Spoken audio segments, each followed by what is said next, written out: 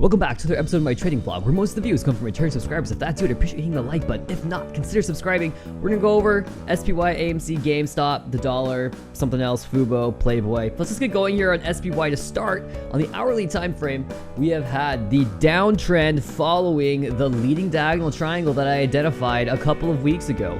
We moved through the corrective phase faster than I anticipated, and the downtrend came in as forecasted. The target has been 438.90 to 431.29, and right now we're between those two price ranges. It looks like to me that we've had an extension in the third wave of this C wave, and I'll try to explain this clearly. Yesterday's video was not very clear. I rewatched it and I was like, that's an awful video. I apologize. This is what we call a motive trend. You can see that price is moving through a channel. This is a great way to identify a motive trend. A series of lower lows and lower highs. Typically what happens is you get 5 waves in a motive trend, and that third wave in that trend often has 5 of its own waves. You can identify that by using the Elliott wave principle rules. The first is that wave 2 never retraces all of wave 1. Okay, so here we've got a downtrend. This is wave 1, and I'm putting it at the minuet level. We had wave 2 come in and it was flat. You can see price kind of grinds sideways here. It's important to remember that, because wave 4 will be sharp relative to that flat. We're gonna have 2 flat, probably 4 sharp. Make sense? Now what happens next is we get another push down. Here's the thing. Wave 3 cannot be the shortest wave in the 5-wave form heading down. Or I should say, it can't be shorter than 1 and 5. It has to be longer than one of those. And since it's shorter than the incoming wave, we just assume that we're going to get that 5th wave extension. And so we start counting 5 more waves at the wave degree below minuet, which is sub-minuet, which is shown here in yellow. And so we get 1, 2, 3, 4. This might be 5 right here. In fact, we could be done with this this wave degree. I'm just going to do this. 1, 2, 3. Probably working on 4 there. And this could be 5. I'm going to go ahead and label that. We're going to run with that, see how that does for the rest of the day. Now, the important thing here is to remember that those 5 waves are just building into the third wave at the higher degree. And so what I'm looking for now is a 4th wave bounce, which can be tricky, but we're expecting a sharp. And that 440 level still looks like a good place to get that bounce. The only rule for this 4th wave is that it can't push into the range of wave 1. And so if we get above 442.88, that will invalidate this as a motive wave count down. We'll have to recount it as a complex measured move down in A, B, and C waves, which would be really annoying, and I don't anticipate having to do that. Rather, I can see price bouncing a little bit. And after all, implied volatility is pretty high. When implied volatility pushes too far one way, it tends to reverse, and we can use the trends to identify what that may mean. So for instance, implied volatility is typically positively correlated with the motive trend, okay? In this case, the motive trend is down, and so you can see that implied volatility is rising with that trend going down. Now, this gets confusing because it means that the implied volatility is negatively correlated with the price, right? So if price is going to rise now, and we're going to maintain that negative correlation, guess what? Implied volatility is now going to drop as price rises. It's confusing. It's back and forth and back and forth. It's positive, it's negative, it's positive, it's negative. And that's how it goes. It's a little hard to follow, but that's what I'm expecting. What we can do is we can draw a downtrend starting from the top of that 2nd wave and pull it down. What we want to do is find that lowest low and then take that trend line and make sure we don't cross through the price at any point between the lowest low and the high that we identified to start the trend. So it looks like we've broken that trend, and you may even be tempted to draw something like this, give it a quote falling wedge. I wouldn't call that a falling wedge, I really wouldn't. Although we are expecting an upward breakout, right? The reason why that pattern works is because essentially you're describing motive pushes down that are getting smaller, which means that the trend is overall weakening. Each push with the trend getting smaller means the trend is generally ending. And so you can do that. I wouldn't recommend it. I'd rather just stick with the Elliott wave count here and watch the channel. Now, this was a very anticipated push. We've made the 3-wave form move. What we really need to see now is how high the bounce goes, because like I said, if we get into the range of wave 1 at a higher degree, which actually here is labeled as A, that is to say, if price gets above 446.65, then this count turns into A, B, and remains A, B, and C, and we won't get 1, 2, 3, 4, and 5, where 5 pushes below 431. Does that make sense? If price stays below 446, we could be in for more downside. If price gets above it, we could see a SPY push to a high above 459 or get to about that price range. Okay, and that's at the next or a couple degrees higher. And it's important to remember that. It's hard. Sometimes I forget, but it's important to remember these wave degrees are relative in size and length, right? So here we're looking at 3 wave degrees. We're looking at the sub-minuet in yellow, the minuet in blue, and the, what is this, minute in white. And above that is minor, again, in yellow. All right? Whew. I hope that makes sense. I can run through that a lot. I understand that it's very convoluted. At any rate, I've been day trading calls all through this downtrend. I've made money doing it. And it's like, you look at this chart and like there's only like a few little up blips through here in the corrective trends. And I traded like every single one of them at a profit somehow, which is, I don't know. I'm thinking of branding or the phrase skilled idiot. I want a shirt that says skilled idiot, you know? Okay, moving on. Let's go to AMC next. I haven't been looking at the meme stocks very much lately. We're continuing this reactionary bounce higher. Good strong uptrend here in AMC. Looks like it could go on for a while. If you ask me, it's probably some sort of ascending broadening wedge. It could be a reverse triangle. It's going to be resistance at 427, and it looks like we're starting to find that now. The RSI has reached overbought, and it's only tagged it once. We're heading down now, resting on 50. This is where we get the line in the sand. Is this actually a motive wave count higher, and are we going to see price climb, or has this been an A, B, and C push, and that's it? All right, so there you go. Actually, A, B, and C, that makes a lot more sense, and then guess what?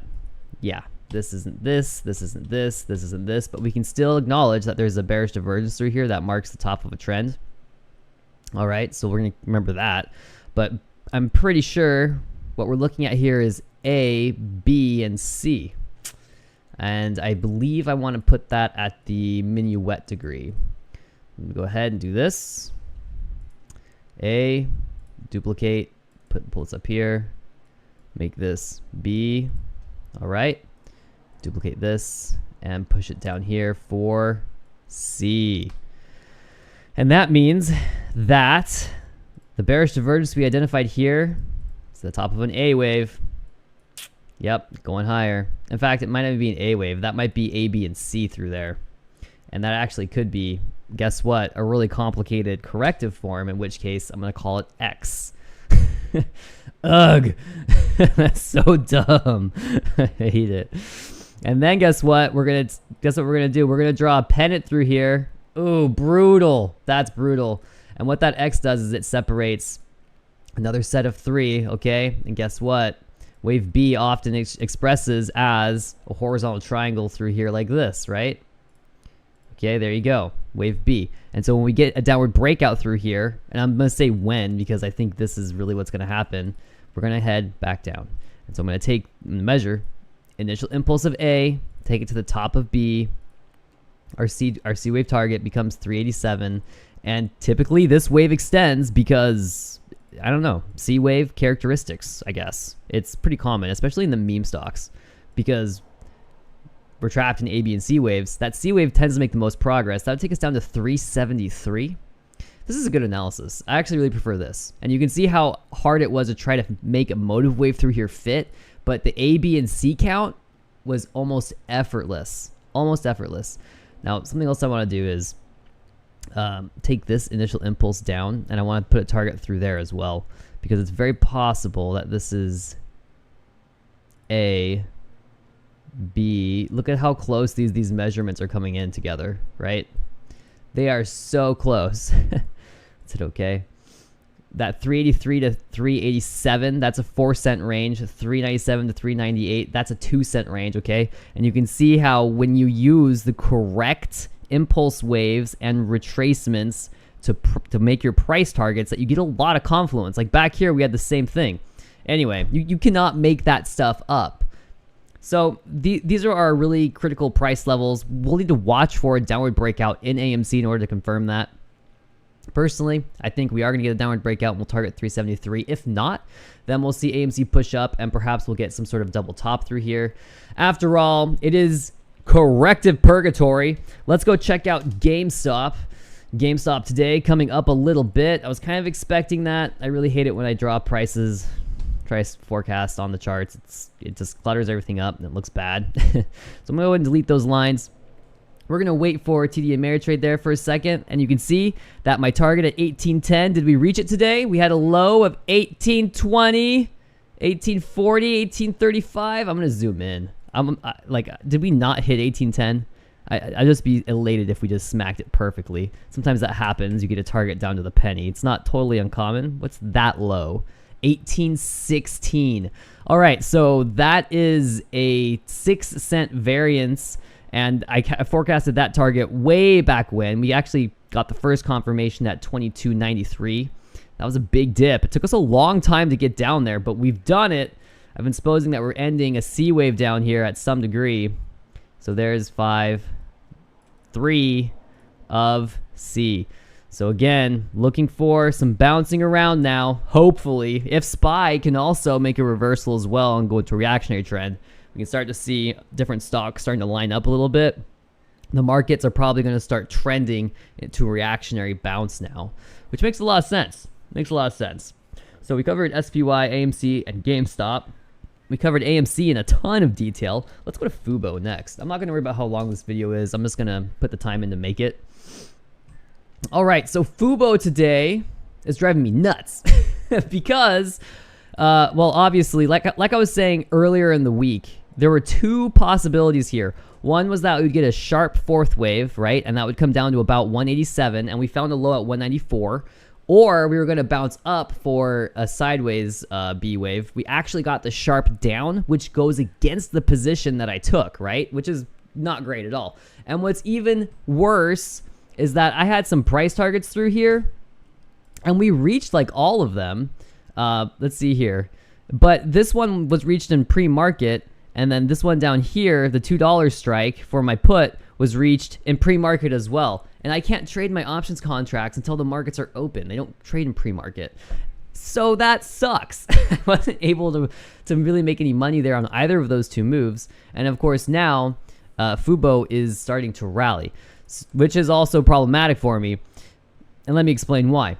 This morning, the 250 strike put that I sold was exercised by the purchaser, which means they had the right to sell me their shares at 250, even though the price was down at $2. So I ended up buying those shares at 250, which sucks, right? But it's not so bad because remember, I sold contracts against, or I sold the contract, the put contract, and so that gave me a premium. And so that helps hedge that loss, but I'm still holding red. What I did today, as soon as those shares were exercised, is I sold a $7 call or a $2 call expiring today. And so what that does is it basically means if the price closes above $2, then that contract is in the money, and I sell those shares I bought for $250 for $2. And I get to keep the $7 premium, right? And so basically I'm just actualizing the losses that I have on FUBO, and I won't be holding shares at that point. As you can see, price is rallying. So this is so irritating. It's like the timing was just wrong. I'm thinking that the mistake I really made was that I didn't give myself enough time with my contracts. I should have probably sold a contract 2 or 3 weeks out, not on the weekly. Like I want to try to do it on the weekly. Like that's the pace I want to make. But if getting the timing is too difficult, then I'm actually going to be losing money there, right? Which sucks. And I don't want to be doing that either. So let's go look at PLBY. I'll come back to that in just a moment. I re-entered PLBY at 150. Waiting for data. TD Ameritrade is running slow today. This is a brutal sell-off. This is ridiculous. Let's turn on the line chart here. Get rid of some of that clutter. So I took a lot of profits and reduced my position at 190-ish, like 188, I think it was exactly. And since then, the price has been coming down, and I re-entered at 150, which is right here, which was what I supposed to be the bottom of a C wave. Turned out to be the bottom of a 3 wave. We've had the 4th wave pop up, and now we're watching wave 5 at the minute degree come to an end. You can see I have 3 different downtrends labeled. This is a good expression of how you can use those trends to identify Elliott wave degrees. And so you're going to see that there are actually 3 wave degrees shown through here as well. We have the minute, the minor, and the intermediate. So this is intermediate wave C, minor 3 or C, and minute 5. And I don't know if it's minor 3 or C until we get to the lower range of minor wave 1, because wave 4 cannot overlap wave 1 and maintain a motive trend. Okay, what that means is if we get up to 176, then the 1 becomes an A, 2 becomes B, and this 3 or C is determined to be C, and that gives us a lot of price range of uncertainty through here, right? What I can reasonably expect is that we've broken this downtrend at the minute degree, and we're going to start making the retracement at the minor degree through here. If I take a Fibonacci retracement tool, this is a very popular thing to do, right? The 61.8% extension here, or retracement, brings us to 172. All right, that's near that minor wave 1 low.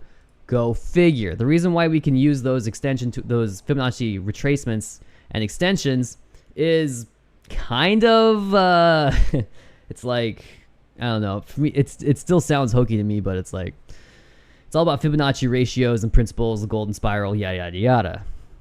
I don't know. I tested it. I use it to forecast. It works. Learning to trade around it is difficult. All right, let's take a look at the spreadsheet today. It's been a busy week, as you can see, and the week's not quite over, and so some of this is not entered in yet. I've sorted this table by symbol on the left-hand side. You can see the FUBO trades, and my overall P&L here has yet to be determined. And I think how I wanted to show the P&L is like this on the right. So for week 1, day trading on SPY, I made 26.80, which is really good. Like, honestly, for being in a downtrend and trading calls all week, that's so dumb. The reason why it's dumb is because I was waiting for that C wave to come down and push the price, the lean diagonal triangle, and then downtrend. And I missed the downtrend I forecasted, and I traded calls, but I still made money.